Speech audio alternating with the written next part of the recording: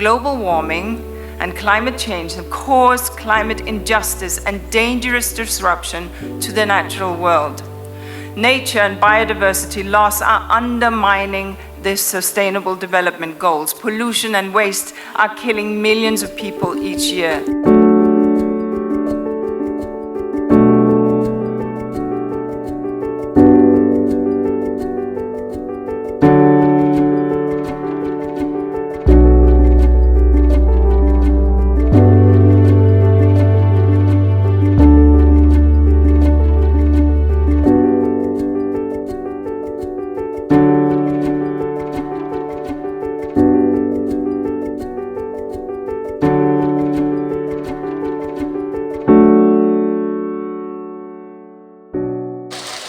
Depending on the season, several people in Kenya enjoy good weather where the sun is never too hot and the rain never too heavy, so it might be a bit hard to relate to those in harsher areas where the rain turns into floods and the sun to severe drought. You don't need science to know climate change is real. You can see and witness the devastation of floods when it rains, or the devastation of drought when it doesn't rain. So Kenya is perpetually, like most part of Africa and developing countries, perpetually under emergency. Research has proven sunny days to have the power to pick up one's moods with chances of reducing worry, while rainy days could increase the chances of worrying. However, for women and children in the arid and semi-arid areas of Kenya, a sunrise could be a nightmare. Now, I'm in the area that borders Garissa and Tana River County in the northern region of Kenya. Now, many of the residents here are pastoralists, with some practicing farming. As you can see, the sun is too hot. These are leading to drought. Currently, the temperatures are reading around 38 degrees Celsius. Now, many of the residents here have lost their livestock. Now, imagine the loss that comes with the loss of livestock or the loss of wealth, because many of the residents here consider livestock to be wealth. How about the loss of a loved one, a child, a wife, a husband, the frustration and the hopelessness? Now, how about the impact or the harm that these laws have to the affected?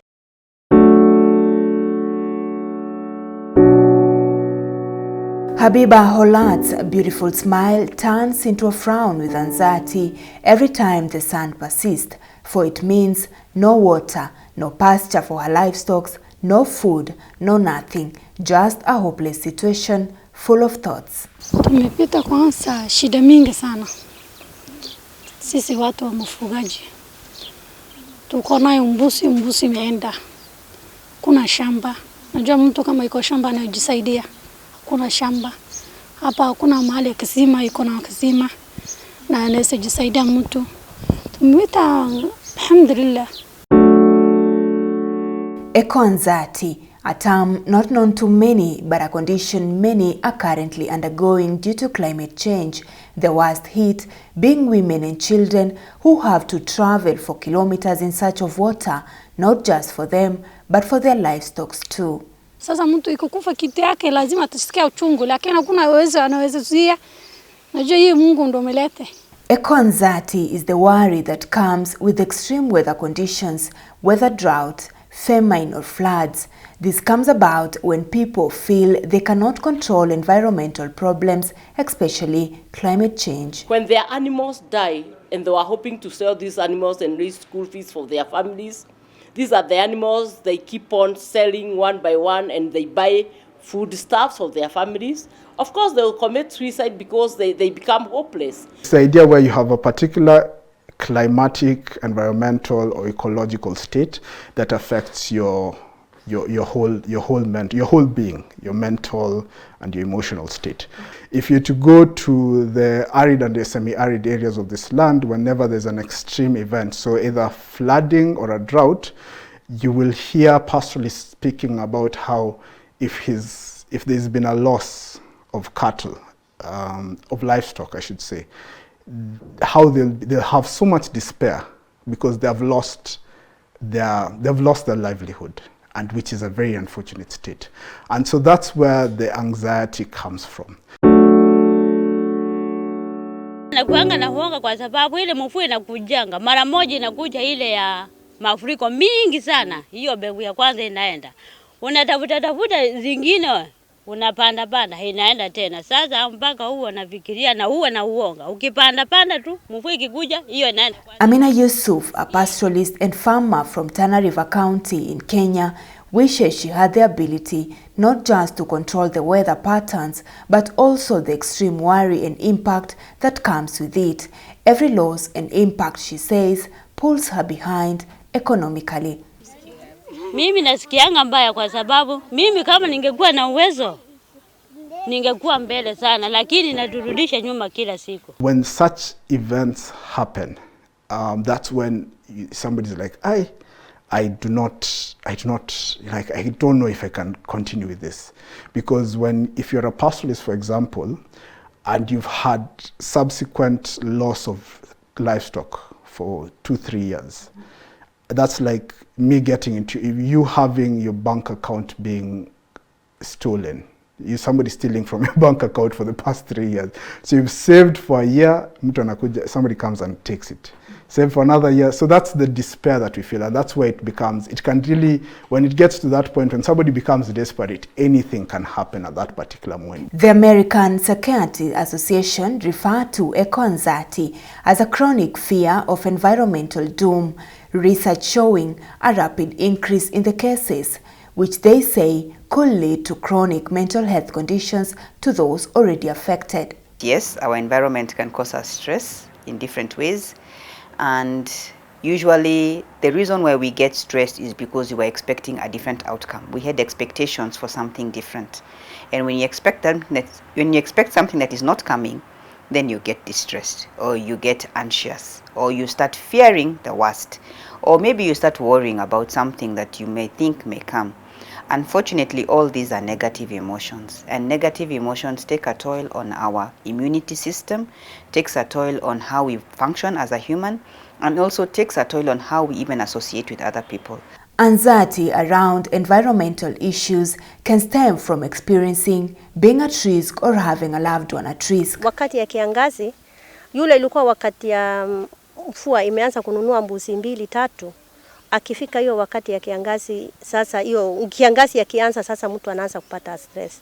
Kama mama, wakati hiyo ikifika, stress yako sinaona silikuwa angalau nimesonga kiasi sababu nimepata mbuzi 2-3, lakini sasa kiangazi ikikuja, kwa imani yako unaona hiyo mbuzi itapotea, itakufa. In the northern part of Kenya, Garissa County included, a number of people have committed suicide due to loss of their livestock. A slight reduction of drought or the presence of short rains prompts pastoralists to getting more livestock. However, when drought hits hard, they lose almost everything. Tulisikia story hawa sehemu za Northeastern Garissa.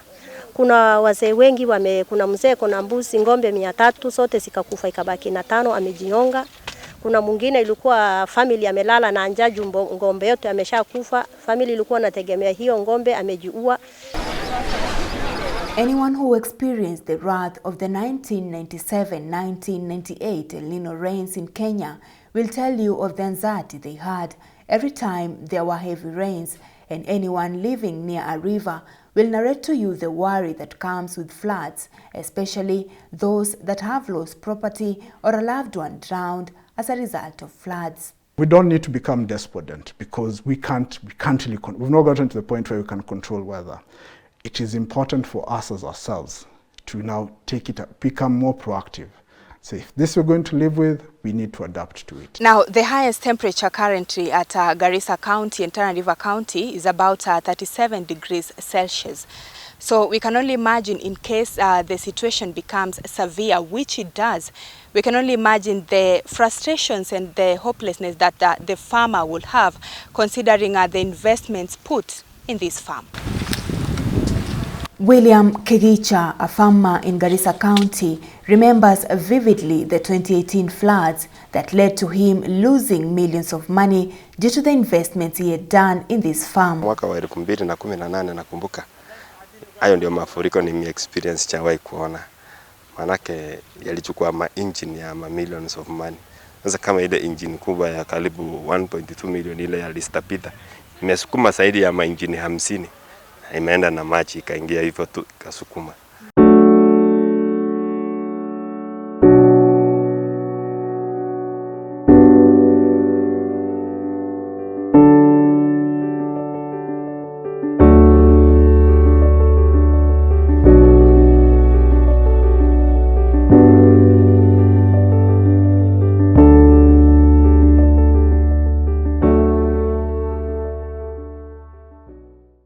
Just like a number of mental health conditions, eco-anxiety does not have a magic pill.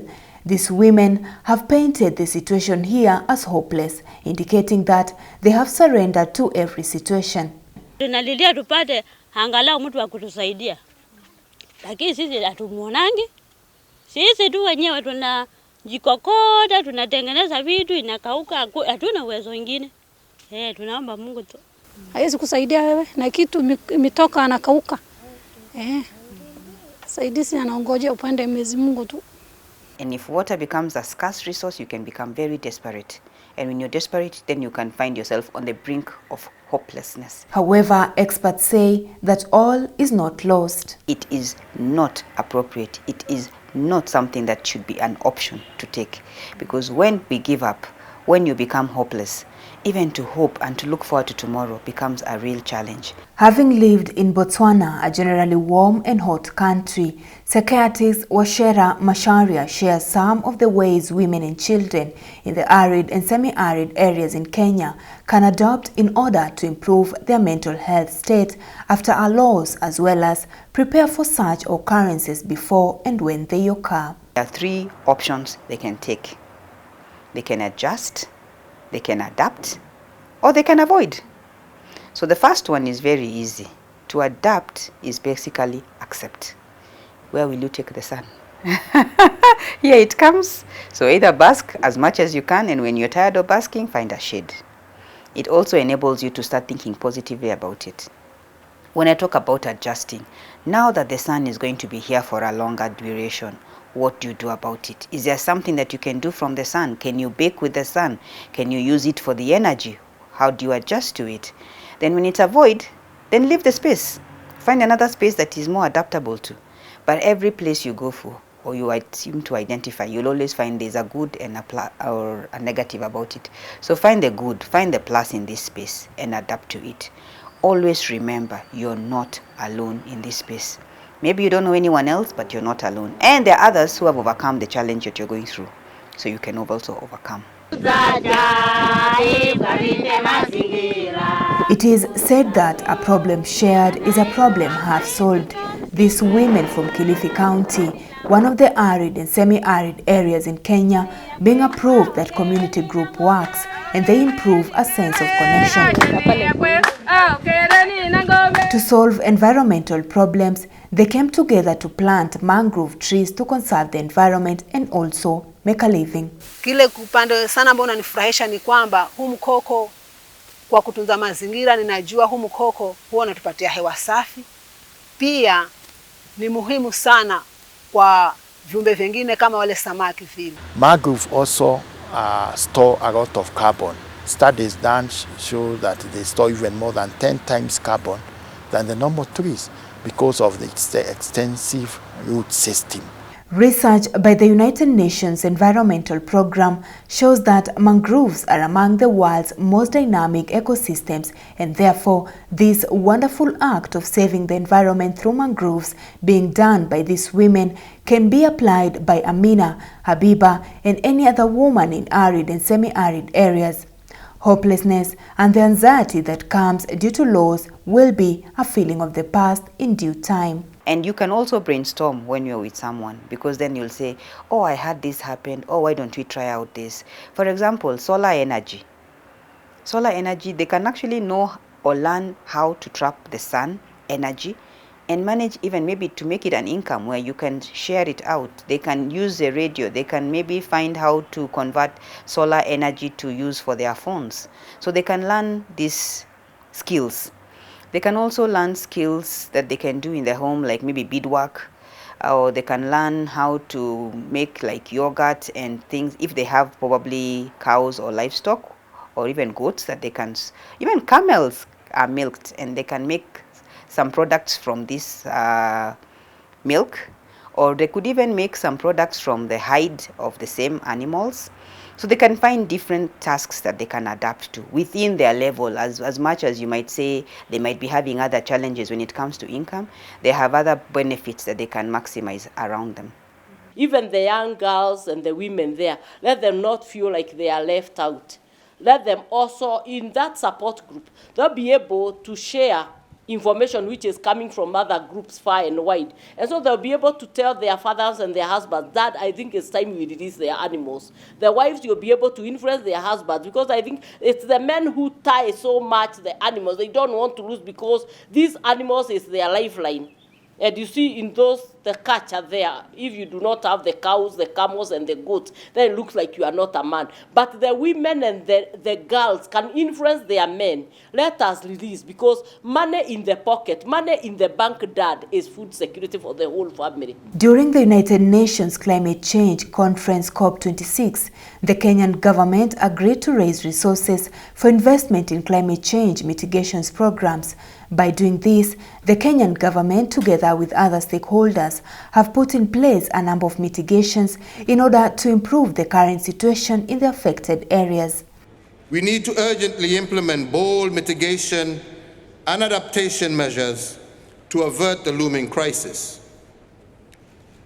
It is the least that we can do to bequeath a peaceful and sustainable planet to future generations.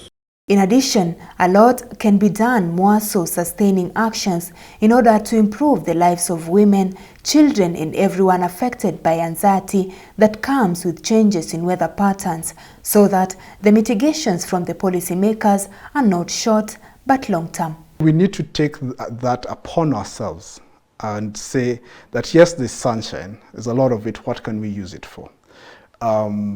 This would be now, when you're talking to a meteorological person who can predict how weather works, for farmers, they can tell us we need to plan better. We need to, get better. If you're a farmer and now you have a bumper maize harvest, you now start thinking of how to dry it and keep it longer, because that's how we adapt.